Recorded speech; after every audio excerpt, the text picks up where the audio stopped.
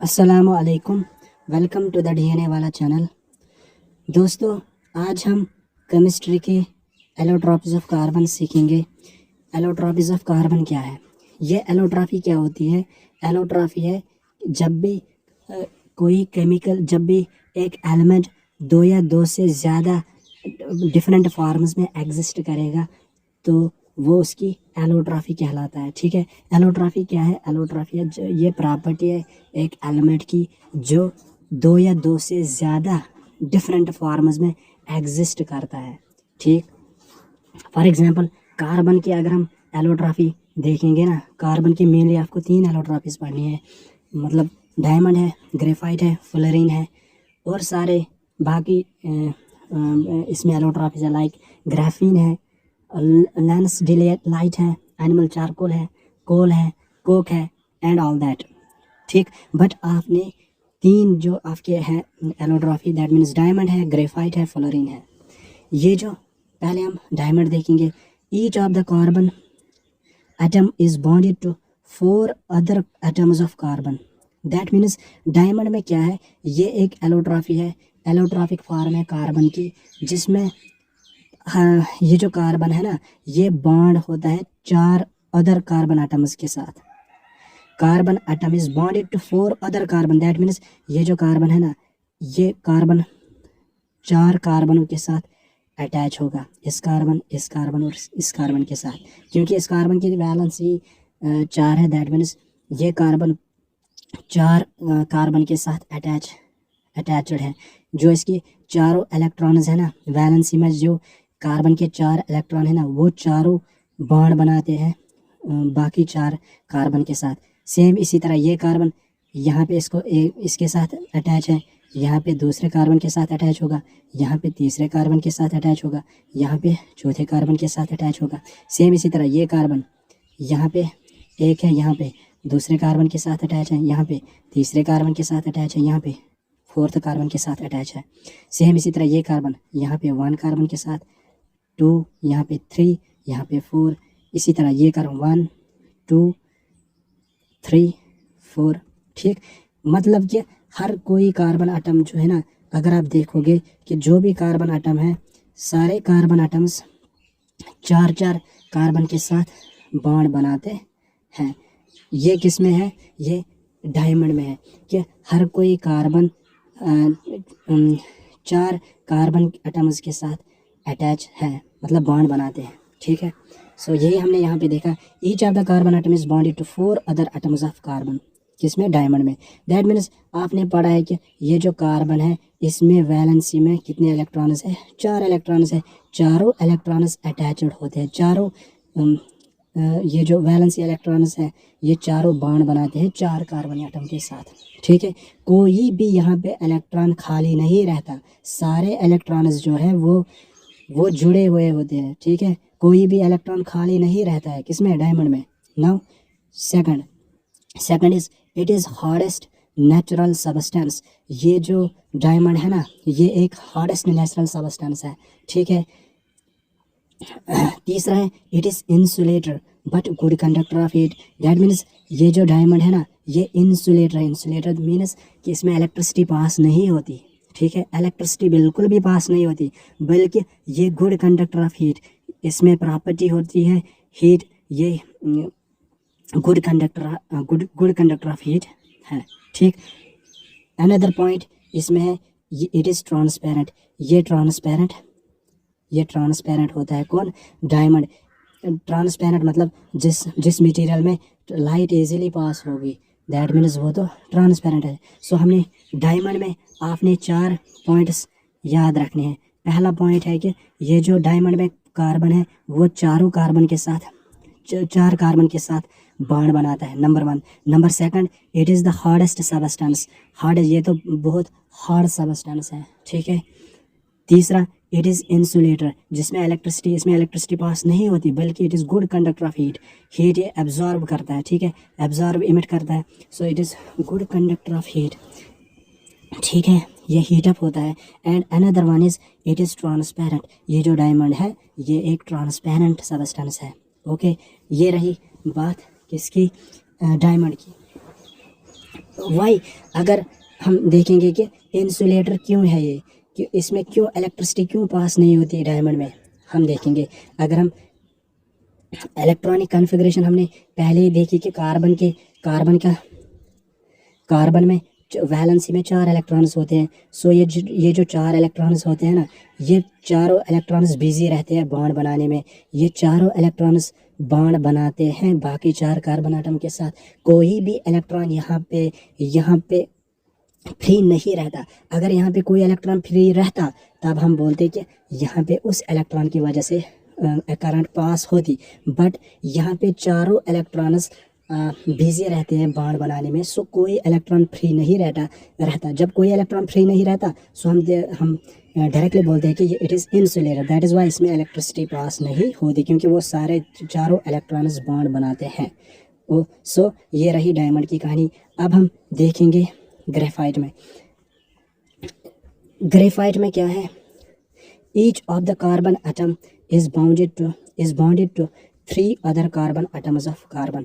अगर हम अब ग्रेफाइट में देखेंगे दूसरी एलोट्रॉपिक फॉर्म जो है कार्बन की, इस ग्रेफाइट में क्या है, ये जो कार्बन है ये 3 कार्बन के साथ बॉन्ड बनाता है। फॉर एग्जांपल इस कार्बन के साथ 1, इस कार्बन के साथ 2, ये जो यहाँ पे कार्बन है इसके साथ 3। सो ये कार्बन कितने कार्बन के साथ अटैच होता है, बॉन्ड बनाता है 3 के साथ।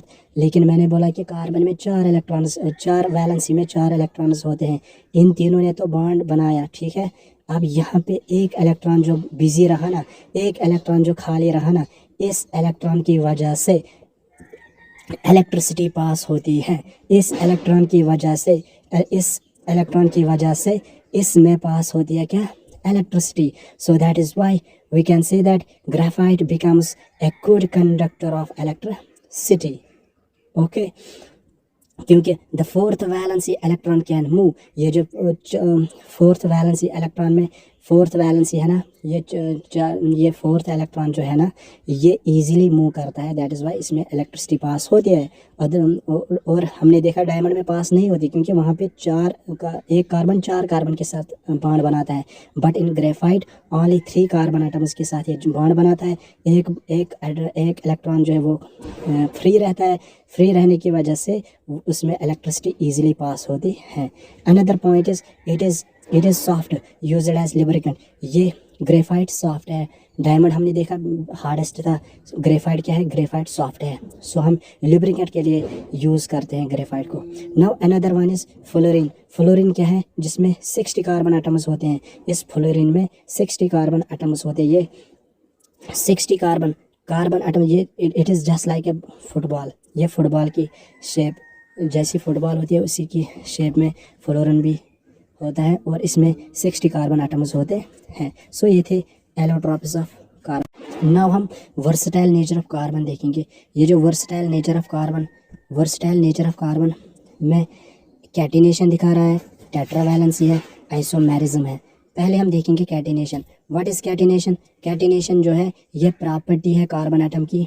Property of carbon atom to form bond with other atoms of carbon is called catenation. Catenation वो प्रॉपर्टी है जिसमें एक कार्बन जो है ना ये बॉन्ड बनाता है बाकी एटम्स के साथ, अदर एटम्स ऑफ कार्बन। ये कार्बन बाकी कार्बन के साथ बॉन्ड बनाता है, ठीक। इस कार्बन की ये प्रॉपर्टी है कि ये बाकी कार्बन के साथ बॉन्ड बनाता है। उसको हम क्या नाम देते हैं, उस प्रॉपर्टी को हम नाम देते हैं कैटिनेशन, ठीक। अगर अब जब इसने बॉन्ड बनाया, इस कार्बन ने, ये बॉन्ड बना सकता है डबल बॉन्ड भी, ये बॉन्ड बना सकता है ट्रिपल बॉन्ड भी, ये बॉन्ड बना सकता है सिंगल बॉन्ड भी, ठीक। जब कार्बन सिंगल बॉन्ड बनेगा, जब कार्बन डबल बॉन्ड बनेगा, जब कार्बन ट्रिपल बॉन्ड बनेगा। हमने बोला कि कार्बन बाकी कार्बन एटम्स के साथ बॉन्ड बनाता है, उस प्रॉपर्टी को हम नाम देते हैं कैटिनेशन। अगर कार्बन सिंगल बॉन्ड बना तो उसको हम नाम देते हैं सैचुरेटेड हाइड्रोकार्बन्स या saturated compounds are those compounds जब compounds of carbon which are linked by only single bonds. जब कार्बन और कार्बन के दरमियान ओनली सिंगल बॉन्ड होगा तब हम नाम देते हैं सैचुरेटेड। अदरवाइज जब भी कार्बन के साथ डबल बॉन्ड होगा या ट्रिपल बॉन्ड होगा तब हम उसको नाम देते हैं unsaturated compounds. Unsaturated compounds are those compounds जिसमें कार्बन कार्बन डबल बॉन्ड होगा और कार्बन कार्बन ट्रिपल बॉन्ड होगा। While as carbon carbon single bond जिसमें होगा उसको हम नाम देते हैं saturated hydrocarbon. So carbon saturated hydrocarbon या सैचुरेटेड कंपाउंड्स भी बनाता है, अनसैचुरेटेड कंपाउंड्स भी बनाता है। The carbon carbon bond is very strong and stable. ये जो कार्बन कार्बन बॉन्ड है ये वेरी स्टेबल और वेरी स्ट्रांग बॉन्ड है। ये एक स्ट्रांग बॉन्ड और वेरी स्टेबल है। ओके, ये थी कैटिनेशन। कैटिनेशन क्या है? कैटिनेशन है प्रॉपर्टी कार्बन की जो बाकी कार्बन आटम्स के साथ बॉन्ड बनाता है। नाउ दूसरी प्रॉपर्टी क्या है इस कार्बन की? That is tetravalency. Tetra having a valency of 4, carbon atom is capable of bonding with atoms of oxygen, hydrogen, nitrogen, sulfur, chlorine and other elements. The smaller size of carbon atom enables nucleus to hold the shared pair of electrons strongly. Thus carbon compounds are stable in general. For example, ये जो tetravalency है ना, अगर हम carbon को देखेंगे, carbon में 4 valency electrons होते हैं। इस 4 इलेक्ट्रॉन्स वैलेंसी इलेक्ट्रॉन्स के होते ये प्रॉपर्टी दिखा रहा है, that is tetra valency. Tetra means 4। ये 4 अदर कार्बन एटम्स के साथ लिंक होता है। खाली कार्बन एटम्स के साथ लिंक नहीं होता बल्कि उसके साथ साथ बल्कि ये बॉन्ड बनाता है ऑक्सीजन के भी साथ भी।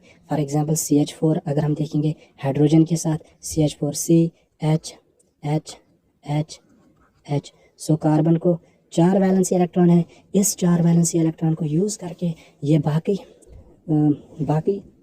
एलिमेंट के साथ बॉन्ड बनाता है, that is tetra valency. For example यहाँ पे इसने 4 हाइड्रोजन के साथ बॉन्ड बनाया तो बना मीथेन। ओके, इसी तरह नाइट्रोजन के साथ भी बॉन्ड बनाता है, सल्फर के साथ भी, क्लोरीन के साथ भी और बाकी एलिमेंट्स के साथ भी। क्योंकि ये जो कार्बन है इसका साइज़ स्मॉल है और ये स्मॉल साइज़ के नाते ये जो बाकी यहाँ पे इलेक्ट्रॉन्स होते हैं इनको ये इजीली होल्ड कर सकता है। So that is why it is stable. It is ये दूसरी प्रॉपर्टी है कार्बन की। नाउ हम देखते हैं कार्बन की third property, that is isomerism. Isomerism क्या है? Isomerism is another property of carbon. यहाँ पे हम देखेंगे molecules having same molecular formula but different structure are known as isomers. So isomerism क्या है? आइसोमेरिज्म जब मॉलिक्यूलर फार्मूला सेम होगी, किसी मॉलिक्यूल की जब मॉलिक्यूलर फार्मूला सेम होगी बट उनको हम डिफरेंट स्ट्रक्चर होंगे, उसको हम नाम देते हैं आइसोमर्स। और उस प्रॉपर्टी को हम नाम देते हैं आइसोमेरिज्म। आइसोमेरिज्म इज अगर कोई मॉलिक्यूल जिसकी मॉलिक्यूलर फार्मूला सेम होगी, एक ही फार्मूला से हम डिफरेंट स्ट्रक्चर्स बना सकते हैं, उसको हम नाम देते हैं आइसोमेरिज्म। फॉर एग्जांपल अगर हम आइसोमर्स ऑफ ब्यूटेन जो आते हैं आपके एग्जाम में, आइसोमर्स ऑफ ब्यूटेन अगर हम देखेंगे आइसोमर्स ऑफ ब्यूटेन क्या है, हम ब्यूटेन की आइसोमरिज्म बनाएंगे। For example butane is that in which carbon has 4, in which carbon is जहाँ पे 4 कार्बन होंगे उसको हम नाम देते हैं butane. But meaning 4 carbons. Now इसका पहले अगर हम स्ट्रक्चर देखेंगे ब्यूटेन की, एक स्ट्रक्चर ये बनाएंगे हम ब्यूटेन की, सी हो गए 3 कार्बन और यहाँ पे एक और C बनाएंगे, यहाँ पे H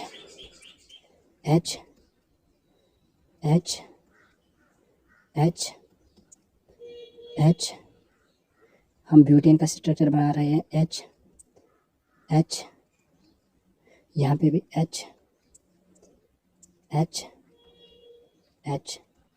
अगर हम देखेंगे ना ये क्या बना, ये बना हमारा ब्यूटेन। फॉर एग्जांपल यहाँ पे कार्बन है 1, यहाँ पे कार्बन है 2, यहाँ पे कार्बन 3 और 4, 4 कार्बन, ये स्ट्रक्चर है ब्यूटेन का। ठीक, मॉलिक्यूलर फार्मूला सेम है, यहाँ पे स्ट्रक्चर हम डिफरेंट बनाते हैं। दूसरा ब्यूटेन का स्ट्रक्चर अगर हम देखेंगे C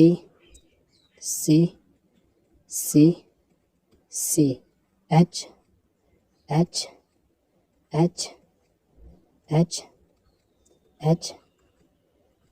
यहाँ पे H, यहाँ पे H,